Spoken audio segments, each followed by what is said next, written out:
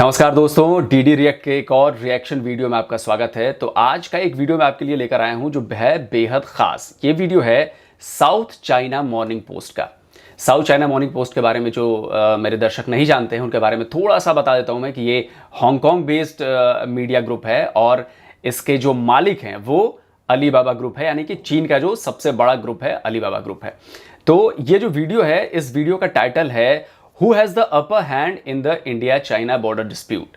ये south China morning post का video है। तो चलिए देखते हैं कि उन्होंने इस वीडियो में किसे अपर हैंड दिया है और किसके बारे में क्या बता रहे हैं।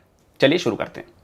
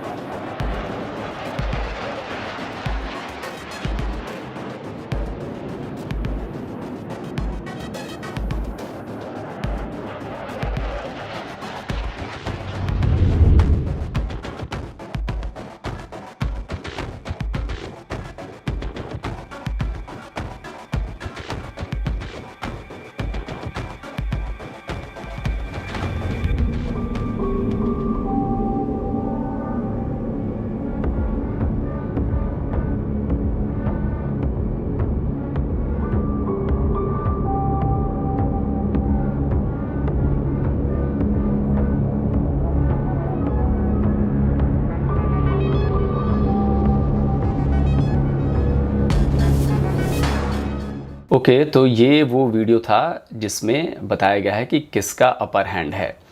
अब किसका अपर हैंड है ये तो इस पर बातचीत हम करेंगे, लेकिन इसमें कई सारी चीज़ें हैं जो जिन पर चर्चा करनी बहुत ज़रूरी है। उसमें पहली चीज़ जो मैं आपको दिखाना चाहता हूँ वो ये है कि यहाँ पर जब बात हो रही थी मिसाइलों की, तो यहाँ पर चाइना, जो ये साउथ चाइना मॉर्निंग पोस्ट है, इसने अग्नि 5 मिसाइल की चर्चा यहाँ पर नहीं की है। अग्नि 5 मिसाइल, चाइना अच्छी तरह से उसको पता है कि अग्नि 5 की कैपेबिलिटी कितनी है और क्या है, लेकिन यहाँ पर उसकी चर्चा नहीं हुई है। दूसरी जो दिक्कत मुझे इस वीडियो में लगी वो ये है कि इसमें हालांकि उन्होंने अपने J-20 को भी शामिल नहीं किया और हमारे राफेल को भी शामिल इसमें नहीं किया है, क्योंकि ये वीडियो है जनवरी का और तब तक राफेल आ चुके थे और वो लद्दाख में डिप्लॉय भी हो चुके थे। तो यहाँ पे उन्होंने हालांकि दोनों ही J-20 का भी जिक्र नहीं किया उन्होंने और इन्होंने राफेल का भी जिक्र नहीं किया है। खैर आगे बढ़ते हैं। और इसमें इसके बाद जो सबसे इम्पॉर्टेंट चीज़ आती है कि हाँ, ये मानना पड़ेगा कि हम जो कम्युनिकेशन नेटवर्क है हमारा, उसमें हम थोड़े कमज़ोर हैं, क्योंकि चाइना ने ऑलरेडी, जैसा कि ये बता रहे हैं, कि फाइबर ऑप्टिक केबल वाली जो कम्युनिकेशन लाइंस हैं वो बिछा रखी हैं और वो इसमें आगे हैं, नो डाउट इसमें आगे हैं। दूसरी चीज़, रोड और चीज़ों को डिप्लॉय करने के लिए जो इन्होंने नेटवर्क बनाया है वो भी बेहतर है, लेकिन हमारा भी नेटवर्क उतना ख़राब नहीं है। और जहाँ पर ये बात कर रहे हैं कि ट्रुप्स को मूव करने में दिक्कत है, ये है वो है, तो भाई वो उनके लिए भी है, क्योंकि जब आप वैली में मूव करोगे तो वैली में तो भाई जो स्थिति है, जियोग्राफिकल लोकेशन है, उसी के हिसाब से होगी। और हमें ये नहीं भूलना चाहिए कि भारत के पास दुनिया की सबसे बेहतरीन माउंटेन स्ट्राइक कोर में से एक है, यानी कि माउंटेन स्ट्राइक फोर्स जो दुनिया की सबसे बेहतरीन मानी जाती हैं उनमें करीब करीब सबसे बेहतर है। हमसे बेहतर माउंटेन स्ट्राइक फोर्स किसी के नहीं है। तो चीन को ये बात नहीं भूलनी चाहिए, उसका भी जिक्र इन्होंने यहाँ पे नहीं किया है। उसके बाद आगे बढ़ते हैं। उसके बाद जो ये बात कर रहे हैं मिसाइलों के रेंज की, तो जैसा कि मैंने आपको बताया कि यहाँ पे अग्नि 5 की इन्होंने बात नहीं की और इसीलिए जो इन्होंने हमारा जो मैक्सिमम रेंज दिखाया है वो है करीब 3200 किलोमीटर, जो कि अग्नि 3 की है, लेकिन अग्नि 5 का जिक्र यहाँ पे नहीं किया है। तो ये एक कमी है इस वीडियो में।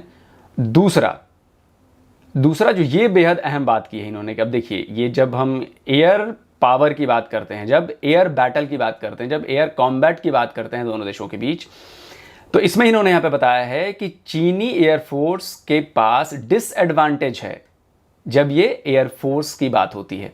और यकीन मानिए आजकल की जो लड़ाइयाँ हैं या जो होने, उनमें एयरफोर्स का बेहद अहम रोल है।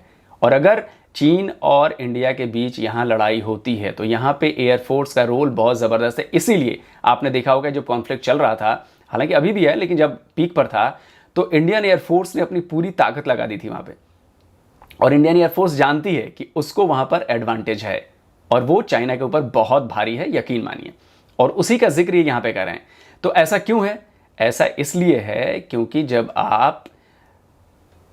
आप हाई एल्टीट्यूड वॉरफेयर पर आते हो तो यहाँ पर भारत के पास फ़ायदा है, क्योंकि जो हाई एल्टीट्यूड पर चाइना के जो स्ट्रेटेजिक बेसेस हैं, जो मुख्य बेसेस हैं, जहाँ पर जेट्स जो इनके फाइटर जेट्स होंगे वो ऑपरेट करेंगे, वहाँ पर इनको ख़राब मौसम और जो मौसम की वजह से जेट्स को उड़ने में परेशानी होगी, वो इन्होंने इसके बारे में बताया है। और ये आइडियल नहीं है किसी भी एयरफोर्स के लिए, लेकिन यही बात जब आप आगे बढ़ते हैं, इंडिया की एयरफोर्स के बारे में बात करते हैं, तो उनको ये कोई दिक्कत नहीं है, क्योंकि उनके जो बेसेस हैं, एक वो तो LAC के बहुत करीब हैं, ज़्यादा बेसेस हैं और वो कम हाइट पे हैं, यानी कि उनको इस तरह की समस्या नहीं आने वाली, क्योंकि ऑक्सीजन की कमी की वजह से बहुत दिक्कत होती है। तो आगे जो उन्होंने इंजन के इनटेक और आउट के बारे में जो बताया है, जेट इंजन के बारे में कैसे काम करता है, वो इसी से रिलेटेड है, तो उस पर आगे बात करेंगे।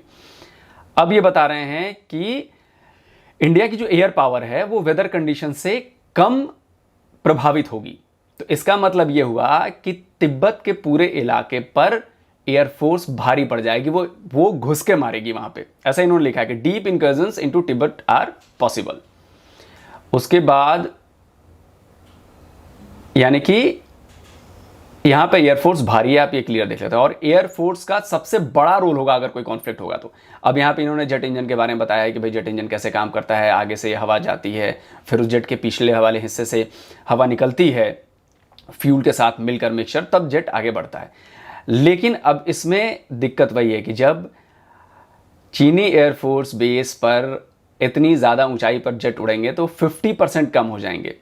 आप देखिए यहाँ पे लिखा हुआ है कि payloads and combat radius by an average of 50%। अब आप सोचिए कि किसी क्षमता 50% कम कर दी जाए तो क्या होगा। तो चीनी एयरफोर्स की क्षमता जो है इस पूरे LAC लद्दाख वाले इलाके में 50% कम है, ये नहीं भूलना चाहिए। और हम नंबर ऑफ जेट्स की संख्या में भी उनसे ज़्यादा है इस रीजन में। अब ऐसा तो है नहीं कि भारत भी अपने सारे जेट्स यहाँ पे लगा देगा और चीन भी सारे जेट्स लगा देगा, भाई उनको बाकी इलाके भी तो देखने हैं। तो जो अवेलेबल रिसोर्सेज हैं एयरफोर्स के पास, उसमें यहाँ पर चीनी एयरफोर्स कहीं नहीं टिक रही है। और ये हम नहीं कह रहे भाई, ये भारत नहीं कह रहा, ये साउथ चाइना मॉर्निंग पोस्ट कह रहा है, ये उन्हीं का न्यूज़पेपर है, उन्हीं का मीडिया है। तो यहाँ पर उन्होंने साफ कह रहे हैं कि India's advantage in air, elevation of airfield से बता रहे हैं कि भाई उनके जो एयरफील्ड्स हैं वो जो हमारे एयरफील्ड्स हैं। तो आप इसमें एक चीज़ गौर करिए, उनका जो सबसे मिनिमम एयरफील्ड है वो 3000 मीटर की ऊंचाई पे है, समझ रहे हैं आप इस बात को, और हमारा जो मैक्सिमम है वो 3685 मीटर पे है। तो आप समझिए कि बाकी तो मतलब कम है ना, उनका मैक्सिमम है 4500 मीटर पर। तो आप समझिए कितनी ज़्यादा दिक्कत उनको एयरफोर्स को आएगी। और ये एक बड़ी वजह थी ना उलझने की, छोटी मोटी झड़प हो गई ठीक है, ना वजह थी उलझने की, वरना चाइना ऐसे कभी पीछे नहीं हटता अगर ऐसा होता तो आप यकीन मानिए कि चाइना सिर्फ दिखाने के लिए बहुत बड़ा शेर बनता है, और जब आप ग्राउंड्स पे आते हैं तो वहाँ पे असली चीज़ होती है आपकी प्लानिंग, आपकी मेहनत और आपका अनुभव। चाइना के पास अनुभव की कमी है।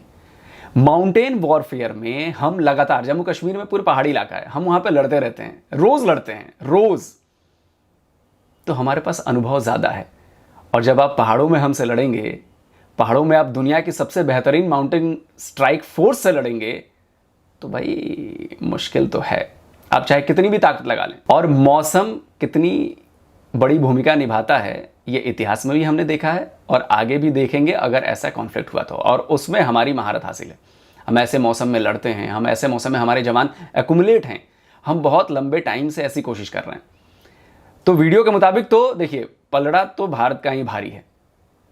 अब चाहे जो कुछ भी हो, वीडियो देख के आपको समझ में आ गया होगा कि पलड़ा किसका भारी है। और जो कुछ पॉइंट्स मैंने बोले कि अग्नि 5 मिसाइल को इसने शामिल नहीं किया, तो जानबूझ कर नहीं किया, क्योंकि अग्नि 5 से बहुत चिढ़ता है वो। तो बताइएगा कि ये वीडियो कैसा लगा और रिएक्शन कैसा लगा। तो अगले रिएक्शन वीडियो के साथ जल्दी हाजिर होऊंगा। नमस्कार, जय हिंद।